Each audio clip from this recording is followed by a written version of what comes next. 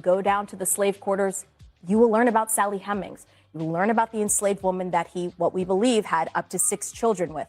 There is a way to both honor the legacy of a founding father and then also acknowledge that they are human and therefore not infallible. And we're losing that nuance when we erase history. They're human, and they were also human slave owners. So I don't feel any need to soft pedal it. I don't feel any need to make anybody feel okay about it. They owned human people. They treated them like animals. They whipped them. At times they had sex with them. Deal with it. Grow up. It's 9/11, never forget. It's Pearl Harbor, never forget, lives in infamy. Slavery, the treatment of Black people in this country. Let's try hard not to remember. It's not gonna work. Right now, if you're living in Boston, the disparity that you're living under if you're Black is the median white family has about $285,000 worth of wealth. You have around $8. All of these disparities that we're talking about come from a historical head start that one group in this country was given.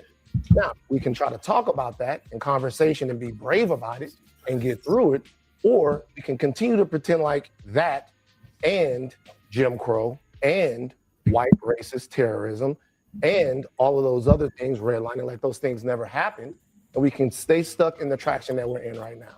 So it's either the bedtime stories that you give to children or the real adult truth that you give to adults. So can I just ask, Cello, and you go down to the slave quarters.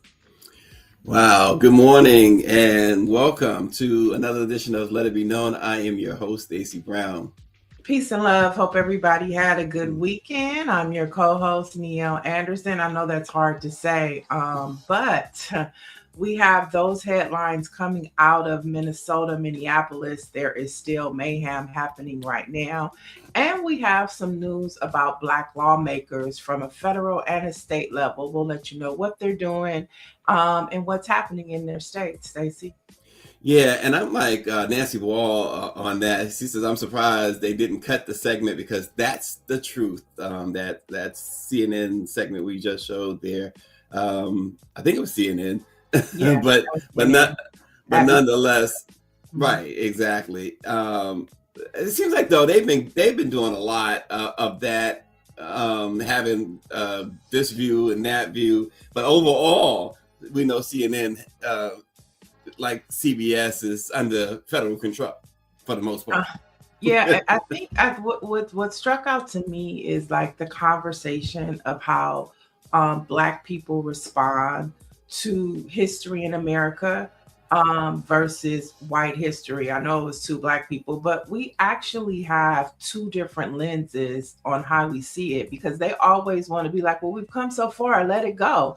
Mm-hmm. And we're like, well, that's why we say Black Lives Matter. You know, that's why we needed affirmative action. Then you turned it into DEI, and now we don't have neither one.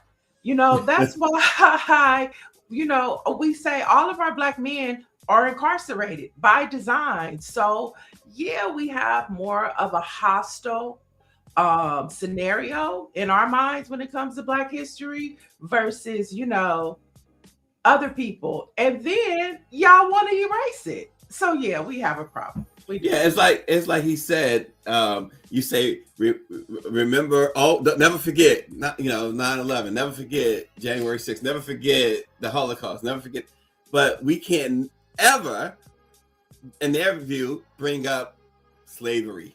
We can't ever, in their view, bring up Jim Crow, you know, and the devastation. You know, he said in that program, some had sex with some. That was putting it extremely mildly, because it wasn't sex. It was the R word. It was SA. It was, you know, I mean, and it was rampant. Yeah, just like now with ICE.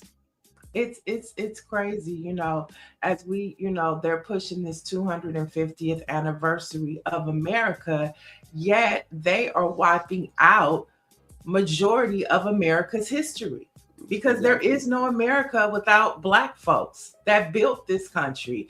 And so, you know, you want to know why we're so hostile, because just last week, y'all took out the history of George Washington's house to celebrate 250 years. So you want to erase the bad part of George Washington.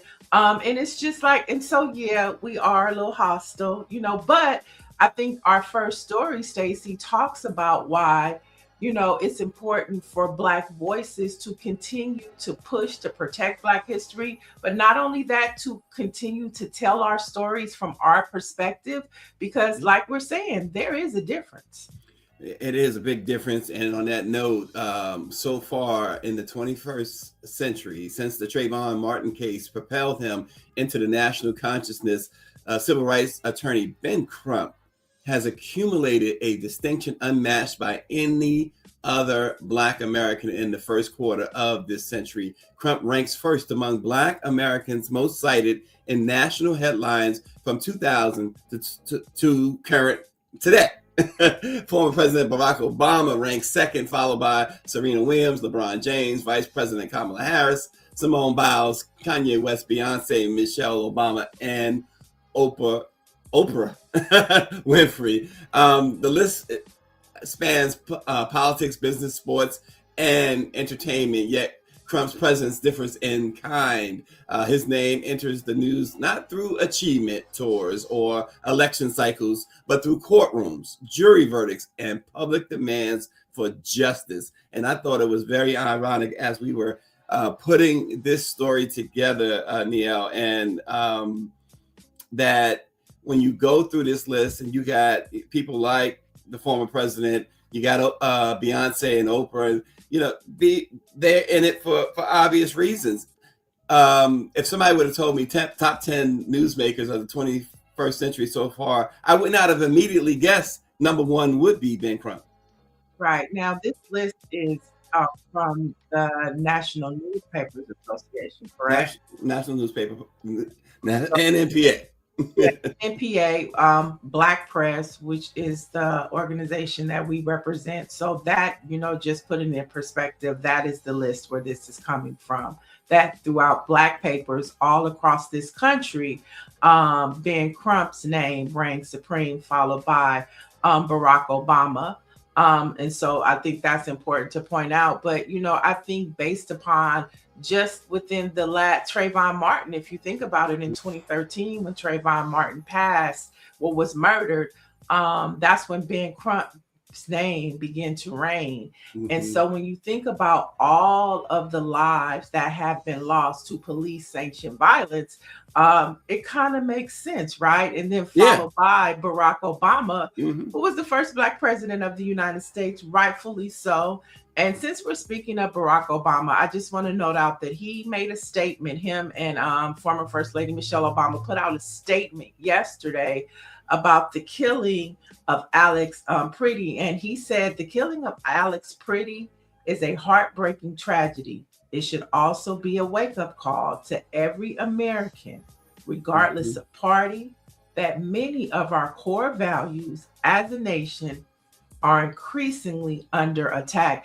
And since Barack Obama has left office, he hasn't been too vocal. He's just been focused on his center in Chicago, which opens in June. But, even you see him and his voice coming as the tides of this country are changing. And so I think I'm bringing that up because I think those two voices are important to Black America. It means something to Black America when they speak, and you pay attention because they're telling us something that we need to know, we need to be reminded on, or we need to act on. Yeah, it was interesting. I did notice the former president's statement. Bill Clinton also put out a statement, and folks are looking for George W. Bush's statement now. They're like, is he going to put out a statement? But to the point though, Barack has not been in office now since 2012, so more than a decade, and yet he still makes news when he does stuff like this. We know that he made news during the Harris campaign. There's still a presence for Barack and Michelle, a huge presence. She made a lot of news on her book tour. So they are in the news, here's the thing, not for anything negative is what the Obamas go in the headlines for. And same thing with your girl Beyonce, who's also on this list, who's obviously on this list, and who may eventually be the top person in the 21st century if she keeps going. But the importance entertainment wise, I would say, entertainment. Well, I'm just saying in general, this is the overall list, and she's right there, and it's not going to surprise me if she remains right there. But Ben Crump, the importance can't be understated when we see what continues to go on, civil rights under so much assault. They're trying to repeal all civil rights, and Ben Crump, he was dubbed Black America's Attorney General because of his relentless work in civil rights and civil rights cases. And let's face it, all the big ones, like you think about Ferguson, Missouri, Michael Brown, right? That was the top story of that year, unfortunately, because of the death. Trayvon Martin, that was the top story of that year. George Floyd, Crump represented the family of George Floyd. That was the big story of 2020. So it's not, it's interesting. He's not going around looking for headlines, but he's going around trying to be that voice, that person that's needed when there is an attack on civil rights. Mm-hmm. Yeah, for sure. And so, thank goodness for those two voices that are still relevant as we talk about what's happening. And we can't believe our eyes as to what's happening in Minneapolis. You can go to Ben Crump's page right now, and he's talking about what's happening in Minneapolis, in Minnesota, and even its impact to other states. And like I say, you have Barack Obama speaking out. We have another man, Alex Pretty, who was killed Saturday in Minneapolis. And now, Stacy, medical workers in Minnesota who are responding to the needs of people impacted by ICE raids, they're ringing the alarm right now. Last week, at least 3 confirmed reports of ICE detainees being dumped in wooden areas with no clothes, no phone.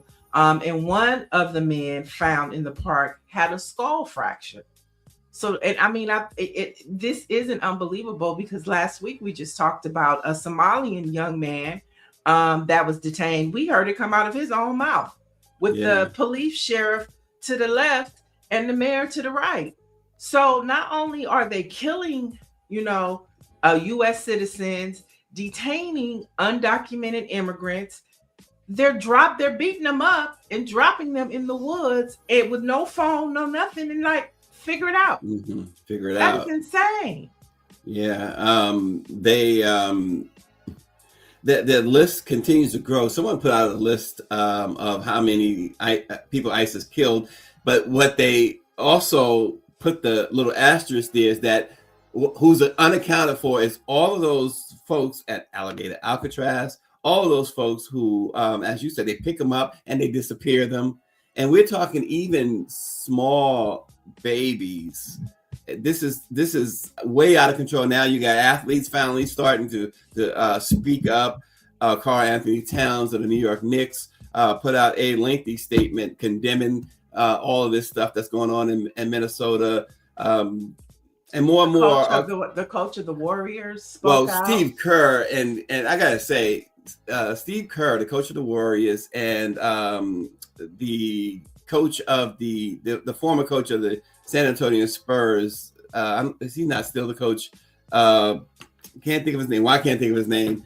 But they have been outspoken since 2016 against what they see in this administration. But they have really not held back on what they've been seeing of late. And these are 2 white men, right? Steve Kerr and what is your name, coach of the Spurs, the legendary coach of the Spurs? I can't think if my sister was up this morning watching, she'd tell me, because that's her favorite team. But nonetheless, their athletes is now starting to speak up. We know that athletes don't tend to really get too much into it, especially not like the legendary Muhammad Ali used to. Over 60 companies out of the Minnesota Chamber of Commerce, they spoke up as well, and the Wolverines were on that list, along with some other countries. I found it interesting that Target was on the list as they continue to have boycotts, which we'll talk about a little later.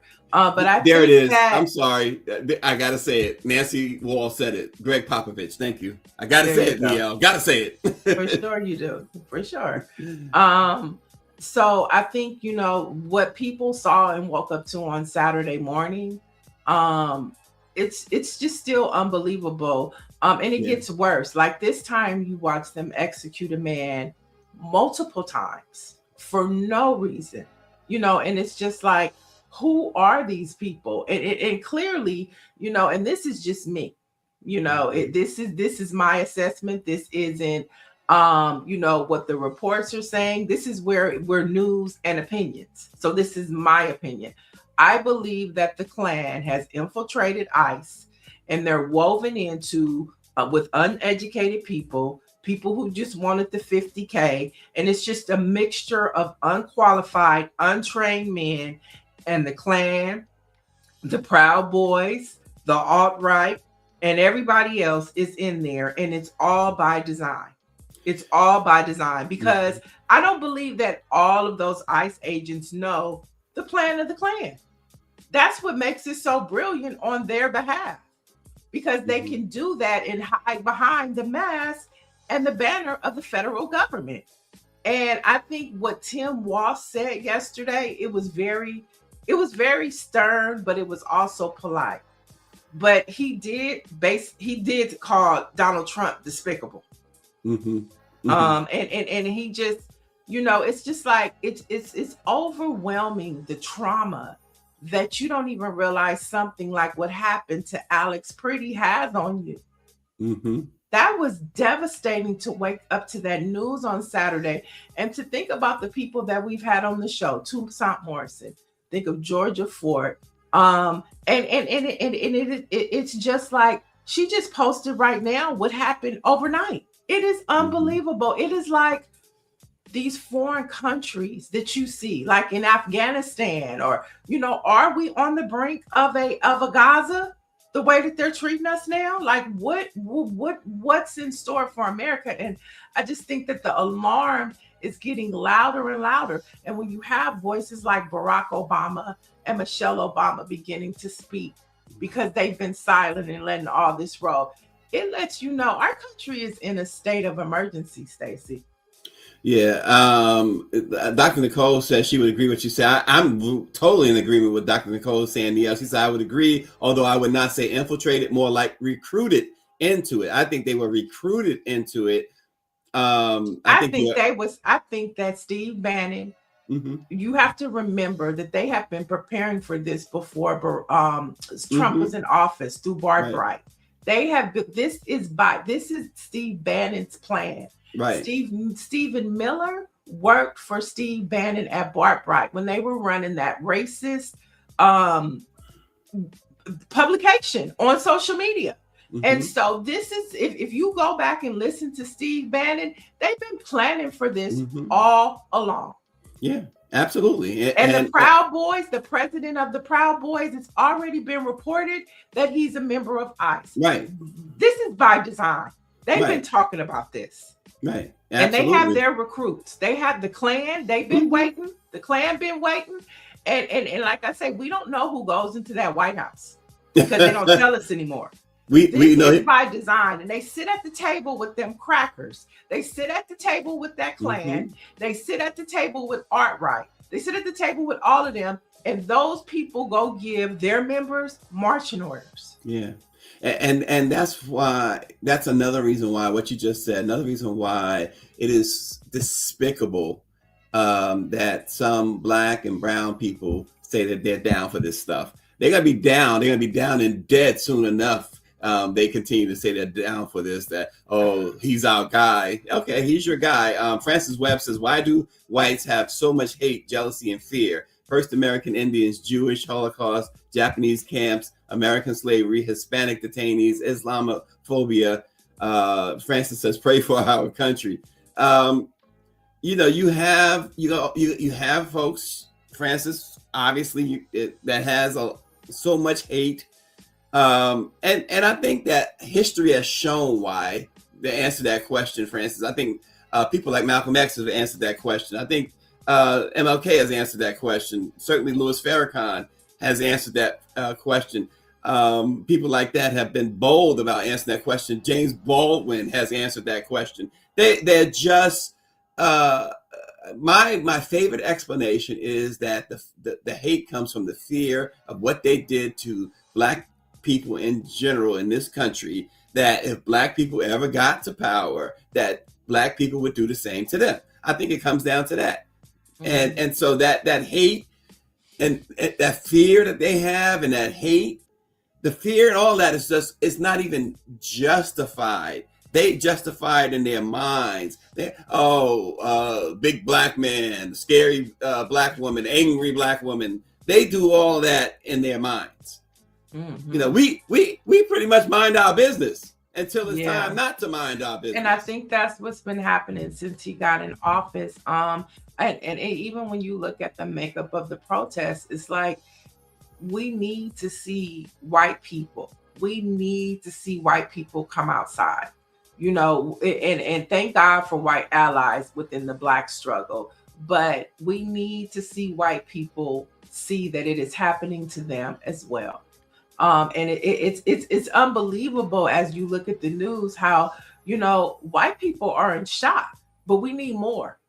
We need more of y'all to come out. Because what happened to Renee Good, what happened to Alex Pretty, and we can't forget what happened to our brother here in LA. Right. You know what I'm saying? He was the first. He was the first out of these three. And so we need more white folks to come up. We need more white folks to step up, to pull up, and to start speaking up. Because because we know Black folks, this is what Black folks do know. For all y'all white people in the chat chiming in, what we do know is that if y'all don't care about a white man and a white woman, we damn sure already know what y'all did to us. Okay, so we know what time it is. Yeah, exactly. We know what time it is. And so we need more white folks. Go tell, I know y'all on the, but we need more white folks to step up to this. Well, and Shonda says it too. She says, plus Anglo-Saxon are a dwindling majority.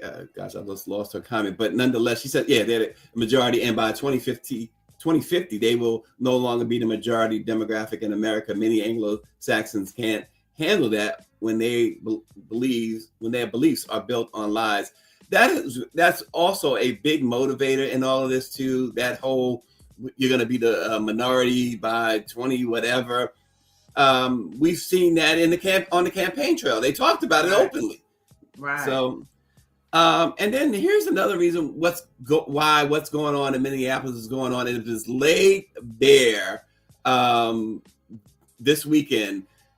It's about control, folks. Staying in power. Trump, with his $400 million ballroom at the White House, has absolutely zero plans to leave. And this is just more concrete proof. The proof being that Pam Bondi said ICE will leave Minnesota if the state turns over its election data and voter rolls. And then you listen to Ted Cruz going ham on a recorded conversation trashing the administration and telling Trump and J.D. Vance that they will be impeached if Democrats win the House and Senate, and they will be put in jail. So the stakes are even higher. So that intertwines, Niele. They want to take the voter rolls, the elections data and everything, so that they can control the election. Because Ted Cruz is telling them, and I'm sure he's not the only one telling them, he just happened to be, because he's the biggest blunder of them all, to be caught on tape, telling them this is what's going to happen if they don't steal the election. Yeah. Well, let's talk about the makeup of Minnesota. And Simone Sanders was talking about this last night. But Minnesota is led by a Democratic governor, the Attorney General, the Secretary of State. When you look at the Capitol and the state legislators, Democrats lead by one, right? All of this happened in 2024. Okay. And so Democrats are in leadership and they hold the state capital legislature by one Democrat. And so this, to your point, it's all about power. This state right here will be a powerful state for them to take control over because it's all led by Democrat. And looking at the way that they're doing this state and these twin cities right now, they're probably going to lose more seats at the state legislation.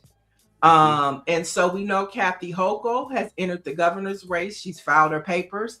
And so they're probably looking for some. But this, to your point, it's all about power because this state is made up and led by Democrats.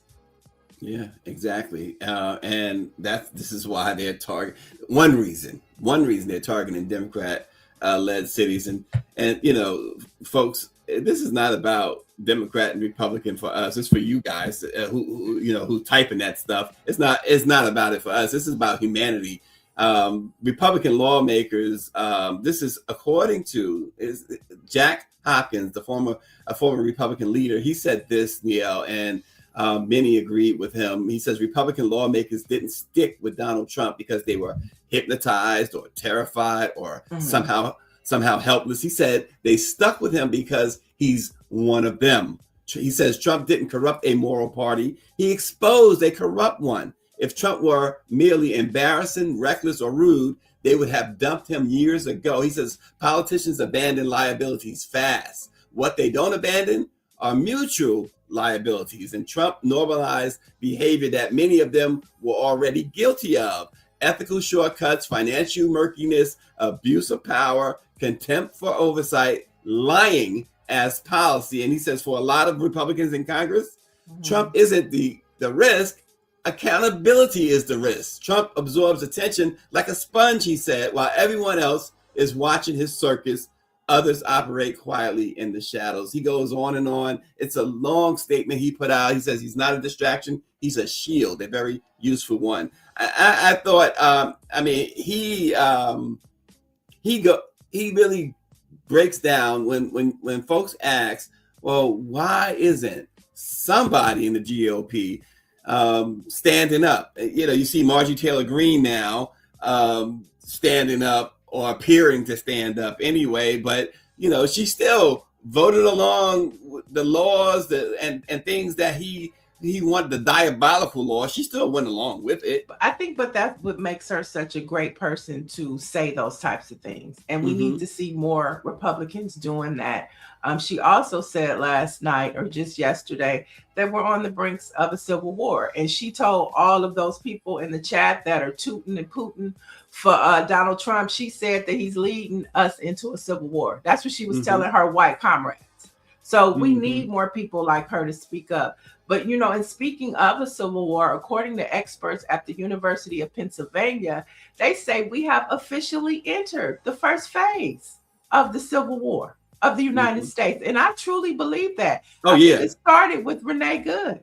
Yeah. It really started with Keith Porter. But I was going to say, I think it started before that. But but started to visually see it. Okay. And they say it's not a civil war split by territory, but by ideology, which I think, I think at the same time, when we look at the Civil War against the North and the South, I think it was both. It was territory and ideology, because one said they wanted slavery and the other one said no, right? To a certain point. So, but it's about ideology. This is definitely about the way that Trump and his clan see the way they want America to be. But yeah, we need more Marjorie Taylor Greenes within the Republican Party. And I think she's the best one because she was so vocal and we didn't like her the most. So to see they're one of their beloveds, not just a vote, but a face and a name, say these types of things. Who's next? Come on, who's next? D Jenkins 2720 posts that people have to be strong. Jenkins says we can't fold. We have children, and I refuse to leave this messed up situation to them. This is not America, and democracy will not die. Oh, somebody's standing up. Yeah. But it's sad that kids can't go to school today in Minnesota, in Minneapolis, in the Twin Cities. See. We're being Yeah. she's talking to the white folks. Mhm. She's talking to the base. And I think, Neil, I don't think that they calculated that white folks were going to be as upset. A good faction of white folks were going to be upset and take the action that some of them are now taking. We've seen the streets full of white protesters in a number But they of need states. more. They need more. And it's coming, and it's coming. But I guarantee you, Steve Bannon and Stephen Miller and Russell Vault and people like that did not calculate that there would be so many of people who look like them who are not for this. I guarantee they didn't calculate it. Maybe Russell Vogt, Steve Bannon and Stephen Miller don't give a shit. They know they know about the liberals. They know about the liberal whites. So that's what they call them. Not just white people, but they call them the liberal. They knew, and those are the ones. That's why those are the ones that are being killed, because they are supporting brown people of color. Those are the enemy too. They anticipate them and they sending a message to them. See, we knew. We know. They sending a message to them. Y'all liberals, come outside if you want to. Well, the Mr. Pretty was not. He was minding his business, put it that way, and he was somebody who was taking care of veterans. They gave him a really nice, for his family anyway, a nice send off at the hospital the other day. They had a flag draped coffin, and the nurses and personnel there was saluting him as they wheeled him past. And all of the reports from this guy that you hear on this guy, and somebody said, I think it was Carville, who said that the White House was digging, scrambling to find some dirt on this guy, and they have not been able to do so. No, they can't. And I think it's important to note out that the NRA has spoken against the Trump clan and this administration on how they handled it, because the Second Amendment right gives you the right to bear arms. And so the whole spin that White House put out, the NRA is pissed about it. And they want a retraction from the Trump administration, because they say you have the right to bear arms and you are not supposed to be making an example out of somebody exercising their Second Amendment right. So now they didn't. Now I bet you they didn't anticipate the NRA. Yeah, now that is interesting too. When you said the NRA, I said that's a game changer. Yeah, that's a potential game changer. Yeah. Oh yeah, because if they start to go the other way, then this situation for them is in trouble. For folks who support this nonsense, it's so I still can't wrap my head around so many evil people who sit on the sidelines and say, yeah, this is good. We don't need illegals or whatever. Illegal people should be dealt with the way past presidents, past administrations dealt with. Humanely. Okay, if they're here illegal and you have cause to deport. But the reason why the term undocumented, it's not even illegal, it's undocumented. Undocumented. And the reason why you use the term undocumented is because they're able to get a driver's license. They're able to get a social security card. They're able to work and get a paycheck and have a bank account. So they're able to function in the United States, which is a government thing, because the state and the governments are allowing this to happen. So they're here. They're here. That's why they're not illegal. They're undocumented. Undocumented. Because they're able to get things. They can get SNAP. That's a government, and that is a state thing. So they're undocumented. They're not illegal. They're here. They're here. They just don't have their paperwork. You have someone write this, which is shamefully true. There are some people who will let Donald Trump SA their mothers, and they still vote for him. They still push, and that's hey, that's unfortunate. That this is not again. Trump is the face of the circus, but it's really sad. It's sad to see folks being so inhumane. Just there's humane ways that this could have been done, and I think a lot of folks would not have had a problem with Donald Trump's administration doing undocumented or if you want to go to the illegal side in a just way. In a just way, you could do that.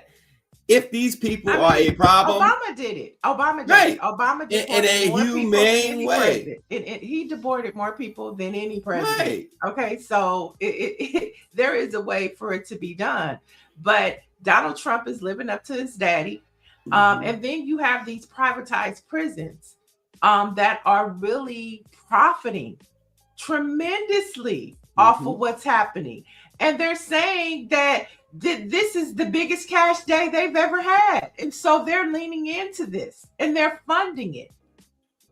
And so it's inhumane, but it's the white boy's way. And before you say it, Greer, I got to point out, D. Jenkins said it best, and I saw these statistics too, and I want you to chime in, Greer, because it's not even about undocumented or illegal. 73% of the detainees by ICE are American. 73%. Go ahead, Greer. I'm sorry.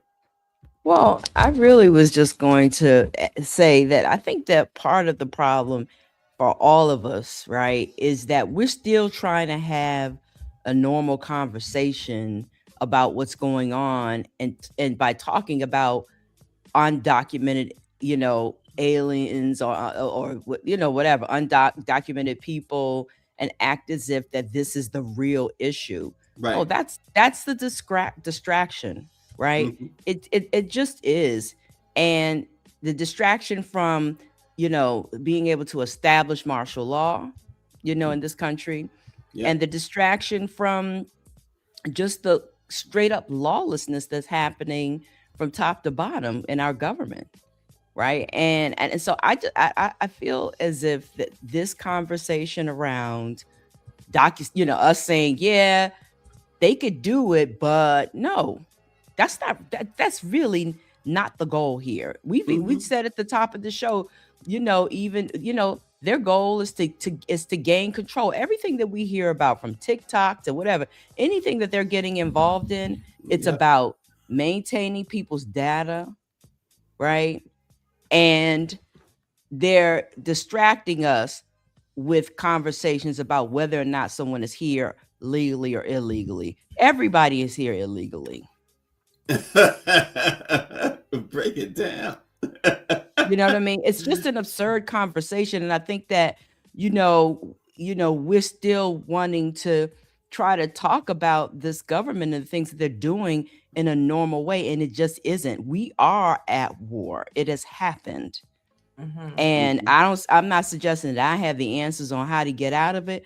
I think that people from the most basic level, when their backs up against the wall, they fight. And when you're in a fight, people die. And not to put people in, try to pinhole people, but the reality is, when I think about history, right, the history of white men, their goal is always to control everything, right? To control, to dominate, to be the only one, to be superior, to say who has the right to live and who doesn't have the right to live, and to create stories around, why someone doesn't have the right to live. And then the rest of us go back and repeat it. And that's what I'm saying about this whole conversation around, documented, undocumented. They don't give a damn. They don't care about breaking the law. But it does matter to those that they're calling those names to. It's just like the N-word. Absolutely it does. So that's what I'm saying. It does. But if 73% of Americans, American citizens are being detained, it ain't a real. Where's that real. Statistic? Is that 73? Is that? I've seen that. I've seen that reported in several places. Right, but we also know, but we know that American citizens are being harassed and detained. Well, two of them died. Yeah, two of them were murdered. Right. So we're talking about the ones that we just talking about them. What about the ones we not talking about, that we don't know anything about? right? I mean, that's not to say that there isn't, there isn't this question to pick up people that have been identified as undocumented, but it doesn't matter. It's, it's about creating fear in this country. And the more fear that we see, I'm thinking the same thing. Like, I don't even want to, I don't want to even say certain things around anybody, black, white, whoever it is, because you don't, it's a dangerous time to even speak.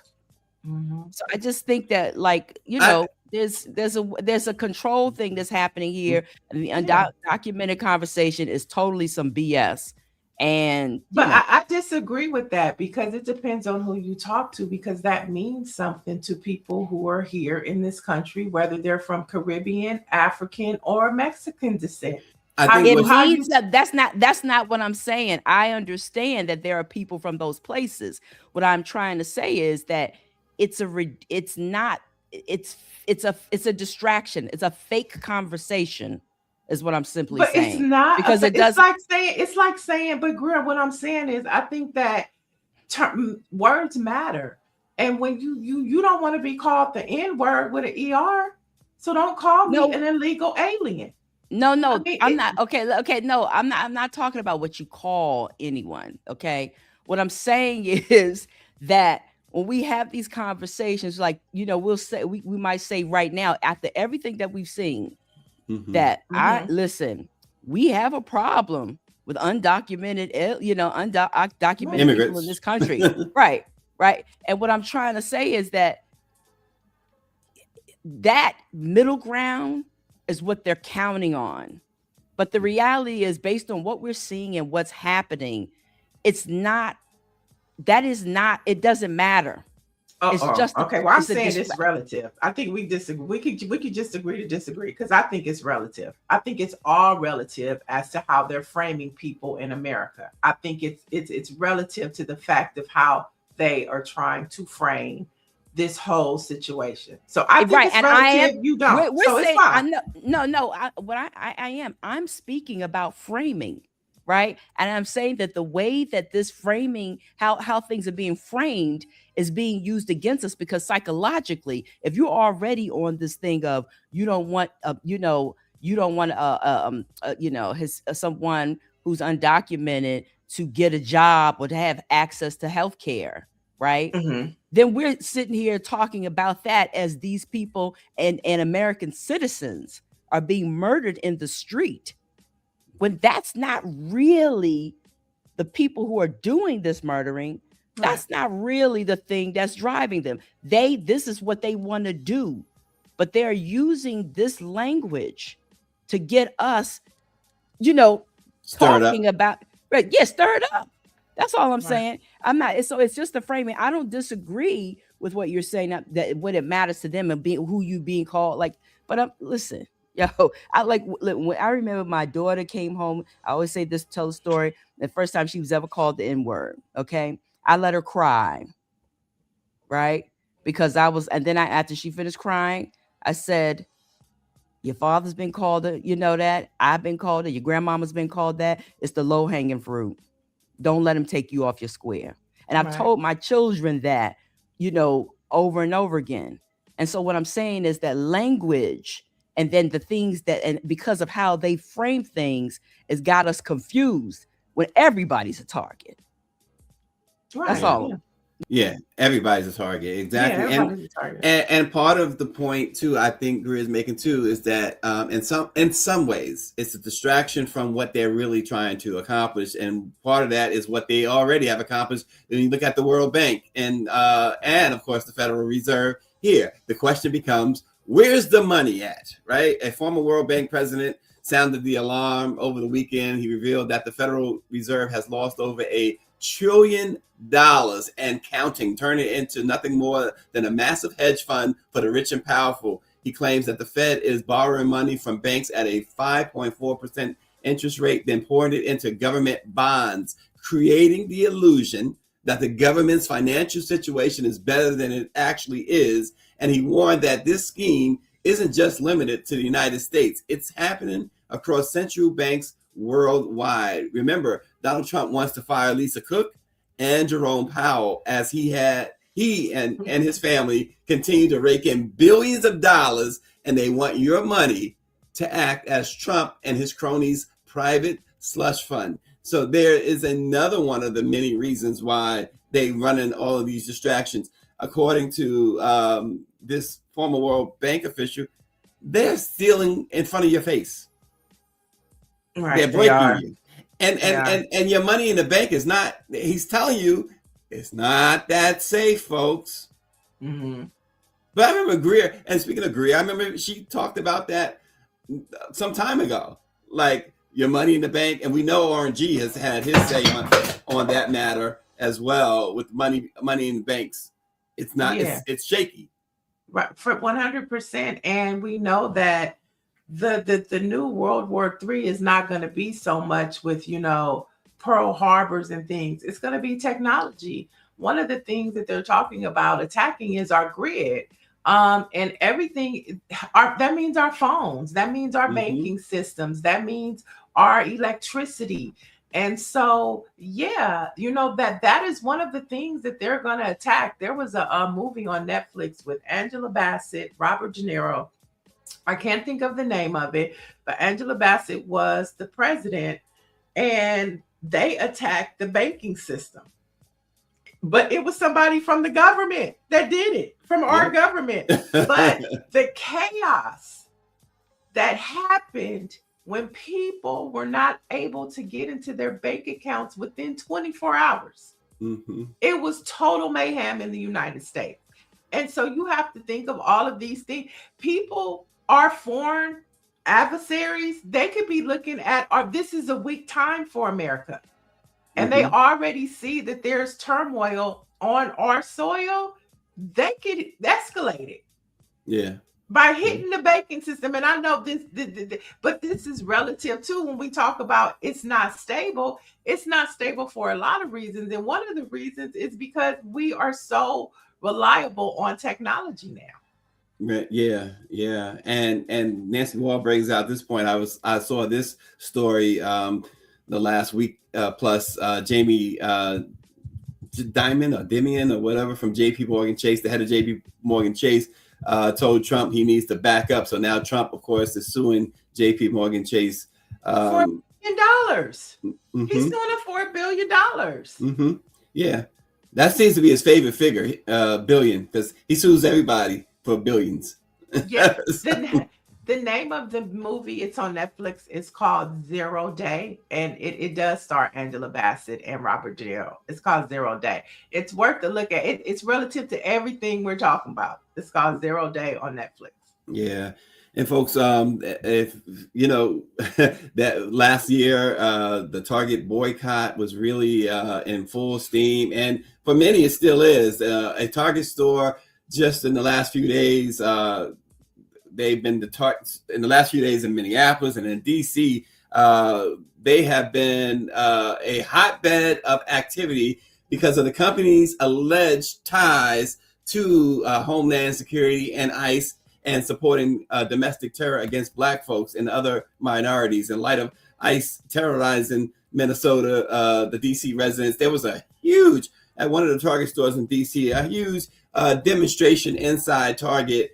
They want ICE, Target, and to separate any relationship it has with ICE and Homeland Security. Target, I will say this, they have said, and I have personally spoken to representatives of Target, higher ups at Target, and they have said, they have claimed that it is just not true, that they don't support any of that. However, there are folks like Reverend Jamal Bryant and others who say otherwise. Target is still for lack of a better term, a target for Black folks. Well, it's beyond Black folks now, because you got the white reverends and pastors. But we're coming up on the actual anniversary of the Target strike, which is February 1st. It started on a cold winter day in Minneapolis with Dr. Nakima Levy Armstrong and two other individuals. And they're the ones that really started this Target boycott. Mhm. And Reverend Jamal Bryant. But this is why Target is so important, which started almost a year ago, is because it sits less than a mile away from where George Floyd was murdered. And there is record that Nikema Levy Armstrong, she shared with us just about a year ago about how Target funds the city attorney's office and they work with the police department. And so that's why Target was originally targeted for this boycott, okay? Because of those reasons. And so you saw even what you're talking about in DC just a few days earlier, you had 20,000 strong at a Target center in Minneapolis. And so now this isn't just a something that it started. I think it's important to know that the Target boycott started on February 1st for Black History. And it started there. And then Jamal Bryant and them came on. And look at it now. It has taken a life of its own. I mean, and it's important. You had white pastors flood the corporate offices. I'm not talking about a Target, but the corporate offices. About 200 of them singing hymns. White, black, red, everybody. So this Target boycott, I'm happy that Nikema is able to see this. It's important, and I'm glad you, and I figured you would anyway, but I'm glad you make the distinction that strike against Target began with Nikema and those folks in Minneapolis. My question, Niele, I won't put you on the spot unless you want to be on the spot. I'll let the chat answer. As a Black organization, would you be open to some sort of deal with Target, to perhaps sponsor you like the Essence Fest or do business with at this point? I think I'll speak. I think as this country is preparing for a second economic shutdown, it happened on Friday. It happened before, but then it happened on Friday in Minneapolis. You saw unions. You saw from teachers, doctors, nurses. You saw small businesses. They shut down. And now they're asking for a nationwide one on January 30th. So to your question, as we look at the state of this nation, and we look at what needs to be done, I would hope that if Target put money on the table, that there would be a discussion with the organizers of the boycott, and some institutional organizations to figure out the best way to handle this situation. I really would. I don't think that this is a one-man show at this time. And I think that I hope Jamal Bryant is seeing that we're stronger together. Because wouldn't it be a beautiful thing if him and Nikema and the other two people that were a part of it and Tamika, they would all come out unified, but nobody can really grab it, right? Well, Nikema can, but Jamal Bryant is kind of, because he's not in control of this thing anymore. It's bigger than all of them. Greer says she thinks Target is about to get back into the fray. And here's a question for the chat. Have you been back to Target in the last year? You said you haven't? I have not. Oh, wait, I did. I went one time and I didn't buy anything. I went in there. It was Christmas time. No, it was Thanksgiving time. And I went to buy a Black-owned game. I wanted one of those 80s or 90s sing card games that were designed by a Black person, and I didn't have time. I went in there. They didn't have it, and I walked out. And that is the only time I've been back in Target since they called for the boycott. And I don't miss Target. I don't miss it at all. I don't miss it at all.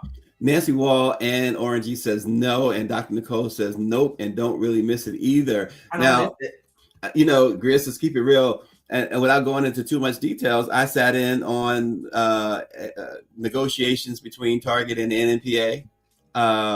The first big one that lasted for about an hour and a half at the Eaton Hotel in Washington, D.C., the higher ups of Target and Dr. Ben Chavis, and all throughout the year in 2025, the rest of the year. It was May of 2025 when we had the meeting with the Target individuals. But the rest of the year, I wasn't privy to all of the negotiations, only some of them.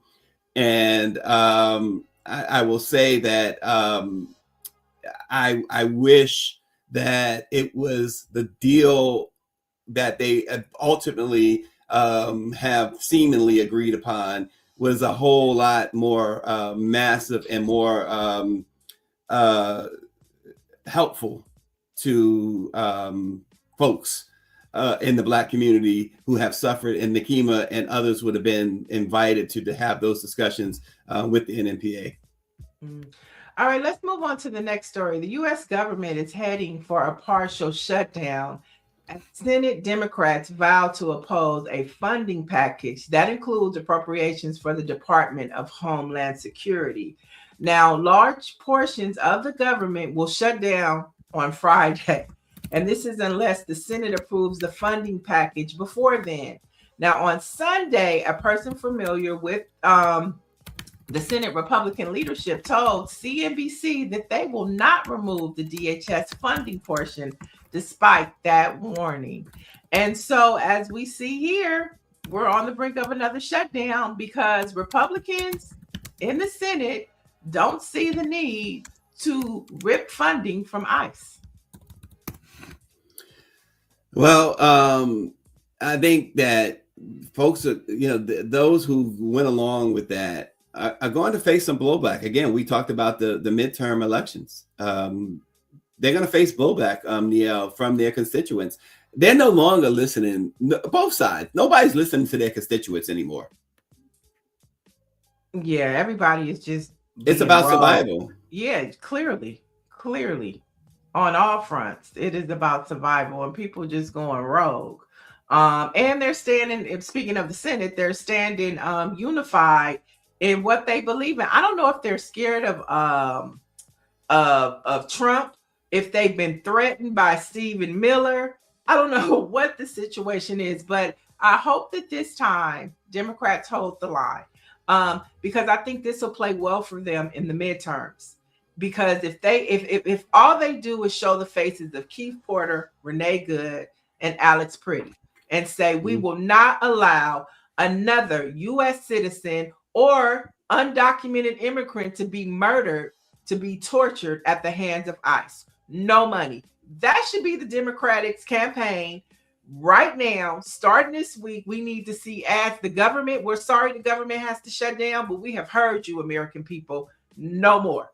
That should be their slogan. Let's go, Democrats. And oftentimes, you notice when it comes time for elections, voters tend to have some bit of short-term memory.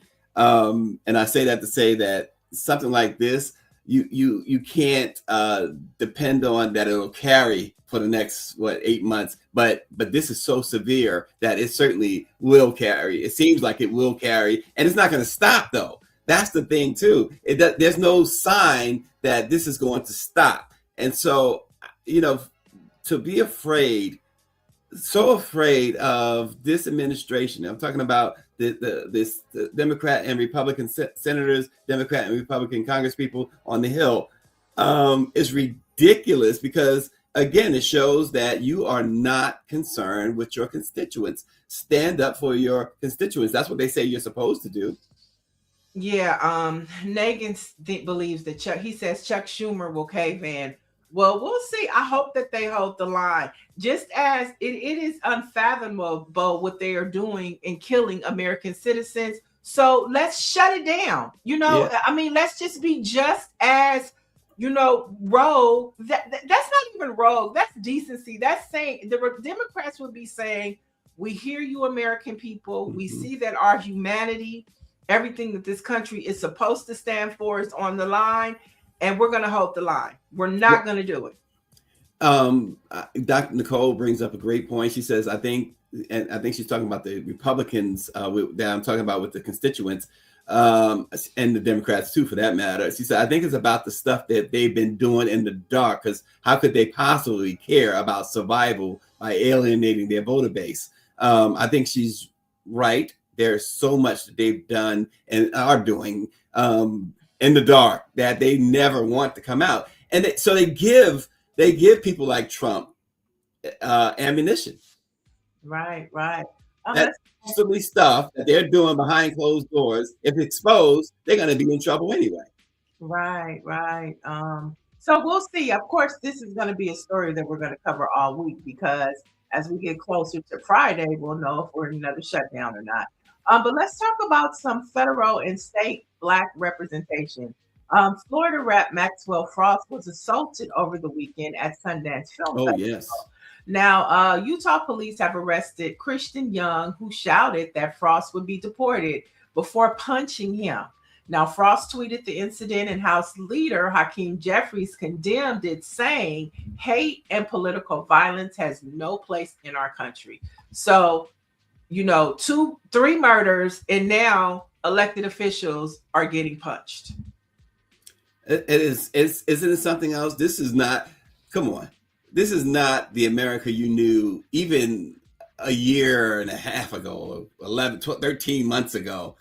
Certainly not the America you knew, 10 years ago, 15 years ago. This is really wild stuff. Right. Let's head to Florida, which is the state that Maxwell Frost represents. Florida Democratic State Rep Angie Nixon, who we've had on the show, announces she's going to challenge GOP U.S. Senator Ashley Moody. Now, Nixon was elected to the Florida House of Representatives in 2020. She's been outspoken against the governor's redistricting plan, and she sued the state after being denied access to South Florida Detention Center known as Alligator Alcatraz. Now, she also has introduced legislation that would require ICE and other law enforcement agents to unmask and identify themselves on the job. And she's running on affordable housing and, economic platform as to making, America affordable for Americans. And so you see Black leadership shifting seats and going after different seats. So we'll continue to follow her and hopefully get her on the show. Let's head to Tennessee, where State Rep Justin J. Pearson is seeking re-election to his District 86 seat in Tennessee. Now that's his capital seat, his state seat, as he challenges U.S. Rep Stephen Cohen in the August primary for the House of Representatives. So he's like, I'm going to run for my seat just in case I lose this House seat, but I'm going to take the lead. So I thought that was pretty interesting, Stacy. I think it is pretty interesting. Yeah. Hey, these guys, so he and his colleague, Justin Jones, exactly, have been really fighting for, it's been what, a decade now? Seems like it's been a decade, fighting against the injustice there. And for a while, it was just them, and of course, Gloria, what's the last name? The other state rep, the white woman who has been a strong ally. And they have not given up. They continue to strive to be in position so they can be the voices of reason and perhaps the voices of change. Mm-hmm. Let's head to Georgia, where one lawmaker in Georgia really loves lemon pepper, y'all. Oh, so Lord. Georgia State Rep Eric Bell has introduced legislation that would designate lemon pepper as the state of Georgia's official chicken wing flavor. Okay, so Bell says the idea grew out of a simple realization. Georgia already recognizes dozens of official symbols, and lemon pepper wings have become one of the state's most recognizable cultural staples. So, some lighthearted legislation going on in Georgia. Battle over the wing. You have the Georgia peach, which Atlanta housewives have taken over, and hip hop culture has taken over. The Atlanta peach and the derriere, it's all symbolic. So now he wants lemon pepper wings. Oh gosh. And he's young, he's a young lawmaker. And this might fare for him well if he decides to run from another office, because all the young people will be talking about this. Oh gosh. All righty then. Lemon pepper wings. What else you got for us? I think the next story is yours. Somebody said lemon pepper wings. Oh Lord. Well, how about this, Niele? I obviously I want the chat to chime in because this was a very interesting exchange that happened between Tracy Morgan. Was he out of pocket, folks? Let's take a look. Always don't ask about taxes. Taxes, then. Let's do it. William, what's up? What's up? I remember you, William. Don't talk to me like I owe you something. I didn't say that. Hey, boy, can I get something, please? No. When we was younger. Yeah, I but think I forgot. I'm homeless, boy. So what that got to do with me? I ain't do that. Oh, Take shit. care of my kids. Can I get a picture of my sister? The ones that ain't here. They always don't ask about taxes. Taxes, then. So apparently Tracy remembered this unhoused guy from when they were younger, and apparently, according to Tracy, this guy used to pick on him, and now the guy's homeless. And he approached. That was outside of Madison Square Garden. Tracy's an avid Knicks fan. He goes to just about every game, and he said he had no food. He was homeless, and you saw Tracy Morgan's response. What does that have to do with me? He remembered when he used to pick on him. So. Was Tracy out of pocket?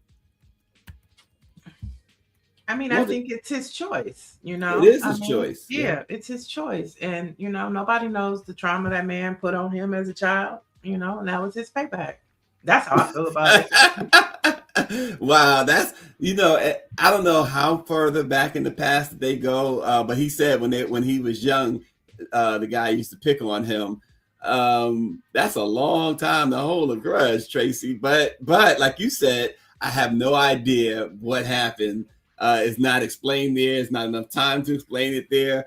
But come on, give the brother a couple of bucks. Give him $5 at least. Give him a Happy Meal. Golly. Megan 11 said nope. Tracy had bad memories of that guy. He was somebody says, I don't know if he handled it correctly. Michael Carter. However, karma has a way of coming back.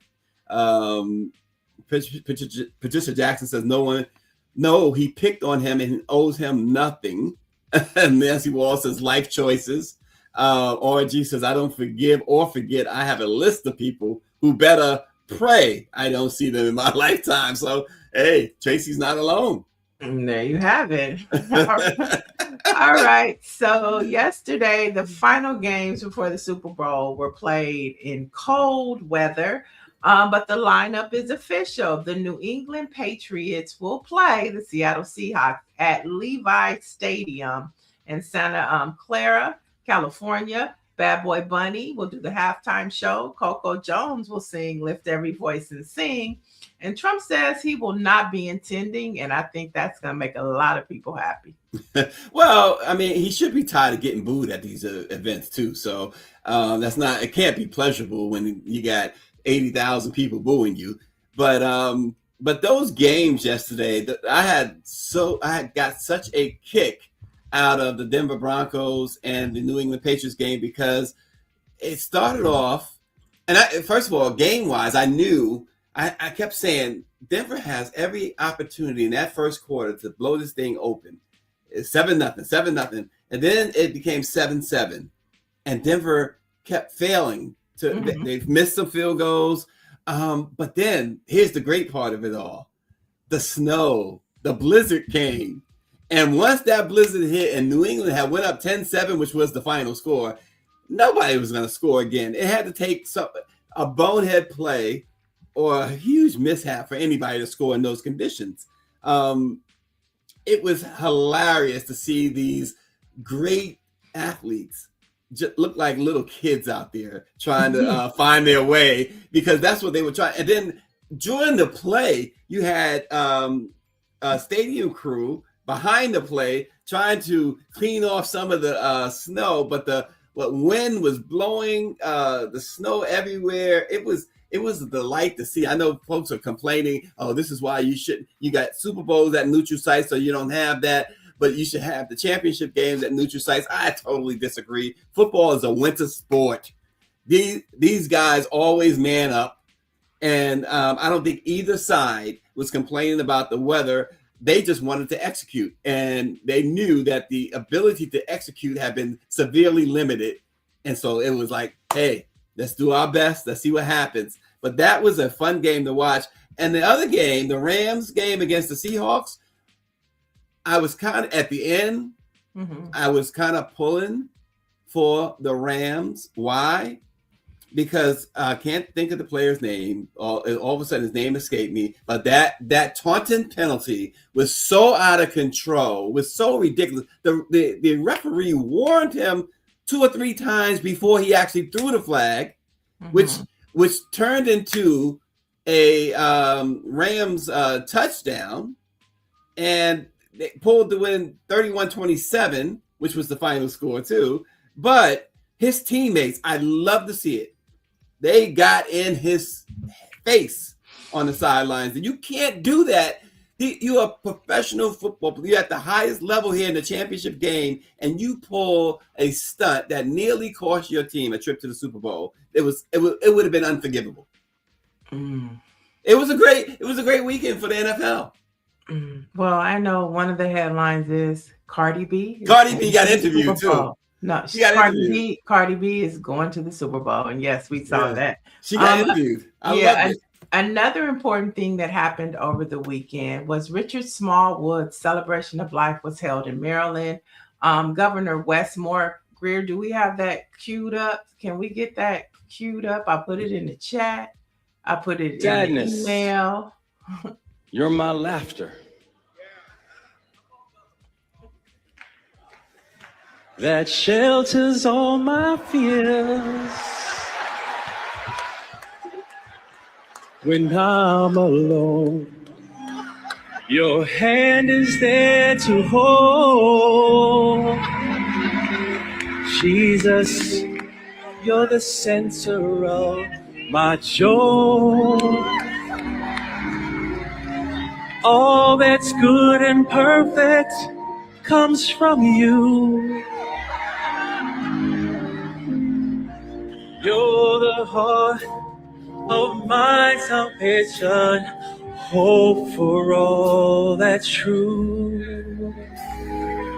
Jesus, you're the center of my joy.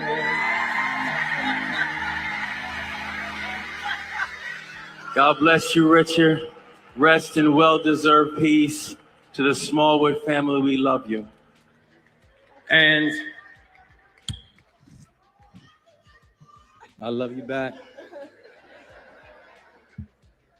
To the entire family, on behalf of we can rely on. So that was, of course, Governor Wes Moore, who attended Richard Smallwood's funeral. And his celebration of life was beautiful. I mean, there were clips going around all social media. Felicia Rashad had beautiful words and lessons about Sir Richard at their time when they were at Howard University together, and a historic moment that happened. If you want to watch that, you can go to my Instagram page. That Felicia Rashad tribute is there. And Marette Brown, very popular gospel singer. She led Angels, which was a popular song by Richard Smallwood. And of course, Donald Lawrence led the choirs. I mean, it was such a fitting tribute for someone that contributed so much to the gospel music experience. When you think about contemporary gospel, when you think about choirs, when you think about harmony, when you think about alto, soprano, tenor, bass, he was the one that would execute it, and that people like Donald Lawrence and Hezekiah Walker lived up to. So to see him honored in such a way and see so many tributes over the weekend pour in for Sir Richard Smallwood, as Felicia Rashad said, it was just a beautiful thing. All right. Yeah. So that was what happened in Black Church this weekend. It was all about Richard Smallwood. Okay. Well, Wes Moore pulling a Barack Obama, huh? You know, Barack famously sang Al Green's "Let's Stay Together," right? So I thought it was a gospel. Okay. No, it was Al Green. Barack sang. No, he also sang a gospel song too. You're right. It on another wherever he was. It was at another funeral. It was Amazing Grace. It was Amazing Grace. It was Amazing Grace. Yeah. And I thought that the same thing came to mind. I was like, oh yeah. No. But if you a churchgoer, politicians come all the time to church and do that. You know, it's just that Obama gave us an insight of things that happen when politicians come. It's always bizarre, politicians in church. It's just a bizarre thought. That's all for me. Bizarre for who? Oh, for you. Okay. Yeah. Church and state thing. I don't know. You know, when Obama did that, I think the thing that some people probably were surprised that he knew the words. Yeah, I think so too. I think so. I don't think a lot of people, because Barack Obama came from Jeremiah Wright's church. No, I'm not talking about everybody else. Are you talking about the white folks? Oh, okay, I'm saying, well, I was just talking. Right, I would say the larger culture, because it's like, you know, people forget, you know, I think just like with Michael Jackson, people forgot that, because when someone's star is so big and they're Black and they're mainstream, they forget that they are Black, right? And that they are part of culture, right? So when people were hearing him, I mean, of course, the people in the church, they enjoyed it, and yes, they used to having politicians come into, to that space.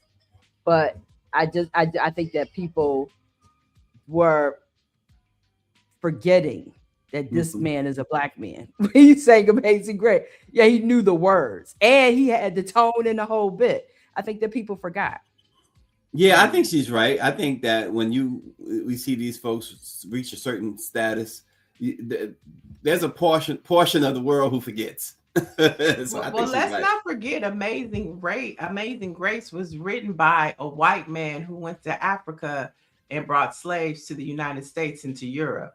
And so that song, Amazing Grace, if you didn't know, I can't remember his name, but there's a movie about him. And that, if you think Amazing Grace, how sweet that sounds, that saved a wretch like me. And he's talking about it from being a slave catcher in Africa's perspective. So when you go back and listen to those lyrics, understand that's coming from a white man who used to go to Africa and bring slaves over to the United States and to Europe. And those lyrics will ring a little different and be like, oh, that's what he meant. Yeah, listen, half of the population in this country don't even know why the Civil War was started. So, you know. There's that part, right? She ain't lying. No, Thomas Dorsey didn't write Amazing Grace. Thomas Dorsey is the great conductor of Precious Lord, Take My Hand. And we've come this far. What's one of my favorite hymns? But it wasn't Thomas Dorsey. It's a white man named, and I'll tell you right now who it was as we talk about it. Stacy, go ahead with the black fact, and I'm gonna get you his name. You're gonna get us the name. Okay, so we got a black fact for you. Got a couple, I guess. On this date, folks, back in 1863, the U.S. War Department, as it was called then, and now it's called it again, authorized the governor of Massachusetts to recruit Black troops to the Union Army. Since the early days of the Civil War, African Americans had joined the Union's military in unofficial capacities, but a 1792 federal law had prohibited them from formally enlisting. But that changed in 1863 as the National Underground Railroad Freedom Center notes. Frederick Douglass and other prominent African Americans petitioned Congress and President Lincoln to allow African American men to enlist in the military. So some serious black facts from 1863. Yeah, his name was John Newton. John Newton wrote Amazing Grace, and yeah. John Newton. All right. And that other song by Thomas Dorsey, it came to my mind, for he knows just how much you can bear. Thomas Dorsey is the Black conductor. Mahalia Jackson worked with him. Great conductor for gospel music. But on this day, I had to change Greer, my Black history fact. It was about today, the Apollo Open, but I have to take it to 6 years ago today, we lost Kobe Bryant, Gigi Bryant, and a plane full of other names that died on a cold, foggy day in Los Angeles. It'll never be forgotten. This day, it was like when Nipsey Hussle died. It's like a moment in time. It was a Sunday. It was a moment in time you'll never forget. So, of course, we'll be celebrating here in LA the life and legacy of Kobe Bryant and the Mamba way. Yeah, I remember just getting off a plane. We were coming from one of the NMPA's conferences, and I got a call that Kobe, I thought I was hearing it wrong, that there was this plane crash or whatever. I was at the Philadelphia airport, in fact, and it was like, huh?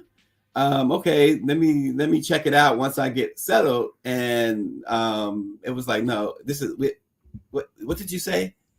He said Kobe Bryant. I said, wow. I couldn't believe it. I was stunned, and you had to go and write that story, but it was it was a sad day, and knowing, like you said, his daughter was on that helicopter, as well as another family was on that helicopter as well. And then the aftermath, where Vanessa Bryant had to file suit against officials in LA, the sheriff's department. To have to go through that, and then to be let down in that way by law enforcement, it's horrible. It's absolutely horrible. Yeah, it was a very sad time in LA. I mean, it was just it's gut-wrenching. I was able to attend the funeral and cover it for the LA Sentinel, and it was just a lot of people didn't really understand the Kobe Bryant phenomenon, like myself included. Being from LA, you kind of take it for granted, but just how much he contributed, not just to basketball, but to the culture, and just what he was beginning to do for females in basketball. All of the hype and all the excitement that I have and that we have, he started that motion. And then you just think about Gigi wanting to go to UConn, and thinking about Paige Becker is coming out of there. You got Ozzy, and she would just be in the mix of all that right now.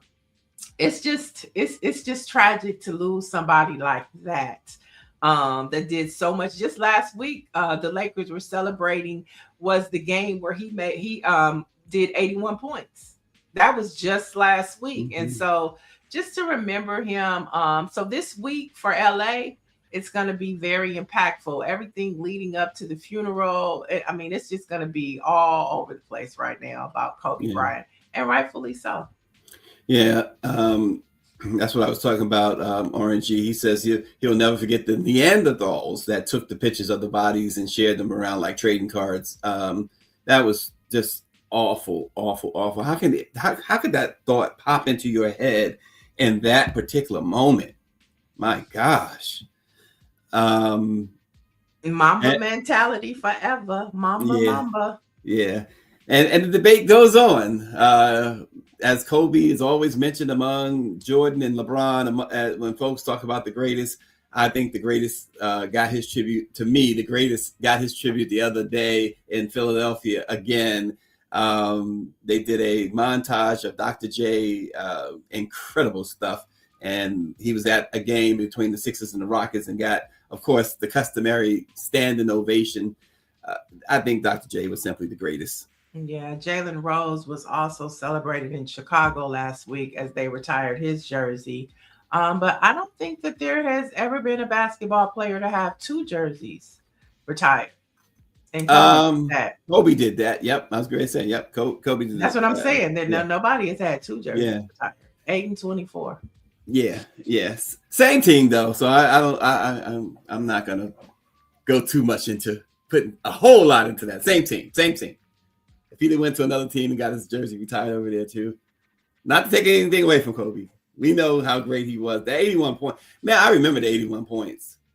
It was like, and folks will say, "Oh, you're chasing these points." That he was not. It was one of those things where he was, when they say locked in, Oh my gosh. If you go back and look at that game, this guy was locked in from the moment he took warm-ups. He was locked in. He was unstoppable. And I had not even seen, and I'm not saying he's better than Michael Jordan. I wouldn't say Jordan is better than him, but I had never seen anybody, including Michael Jordan, locked in the way he was that night. And, well, who did they play that night? Was it Denver? I'm not sure. Yeah, I believe it was Denver. Yeah, D. Jenkins, he was absolutely locked in. And, you know, you understood that night. If you didn't before, you understood the whole Mamba thing. Because, woo, this guy was deadly all night and never let up. You get guys who go on a scoring bench, they get a little tired, they sit. And Kobe was just from end to end. And he played defense, too. He played defense as well. So it wasn't like he was just looking to score. He played both ends. So, man, that was one of the greatest performances I'd ever seen. Yeah, he told Shaq told him there's no I in team, but Kobe told him, but there's an I in win, mother. Oh, that's what he told him. You know, but there's an I in win. And on that note, stay locked in. That was a word you used in some of our Let It Be Known commentators in the chat. Locked in. So we encourage you to stay locked in to Black Press USA. We're also following Georgia Ford, Tucson Morrison, and tracking boots on the ground information coming out of Minneapolis. So all you have to do is follow all of our social handles at Black Press USA. Also follow Let It Be Known because we're one family. So that's blackpressusa.com. And we'll see you tomorrow. Yeah. Have a good one. You are